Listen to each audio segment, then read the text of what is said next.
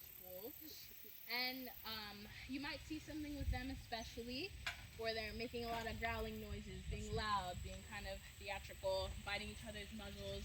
This is called ritualized aggression. It's normal between pack mates. It rarely ever results in injury because, again, at the end of the day, they are your pack and they also help you survive. They're your family. So these two will often do that a lot. But they are also funny. They're 3 years old.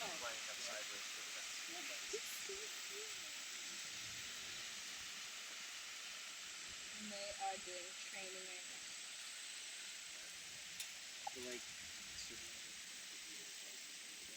Yes, so usually it depends.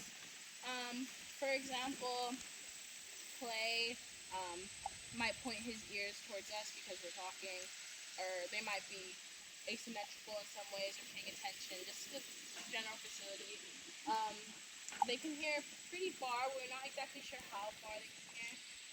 Could be up to 10 miles, just pretty far. They also do point their ears back depending on certain relationships with other wolves, if one's more dominant, for example. And certain interactions, I would say. It's not constant.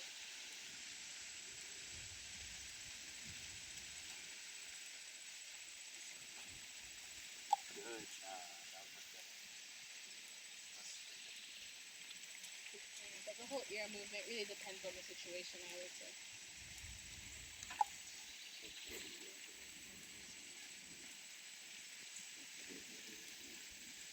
The behavior.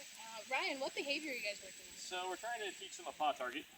So the idea is they see this block of wood and then they put their paw on top of it. Clay is pretty quote unquote handsy already, so he kind of throws his paws at stuff willy-nilly.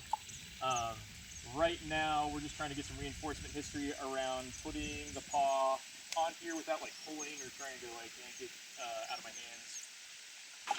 That was a little bit janky.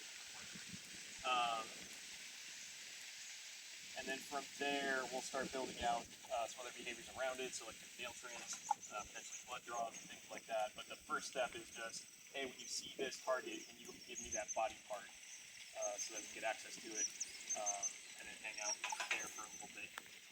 So right now, he's mostly just watching the block, and then what this hand is doing is this hand sort of predicts when the treats are going to come out, so he's not really looking up at me a whole lot just yet. For that one, but that one was not great, so we'll pick the other one. So he's still, Clanker and both are still kind of in the beginning stages of learning a lot of these behaviors. So a lot of this isn't going to look like the finished behaviors you might see with some of the other wolves. But learning is a journey and a process for everybody involved.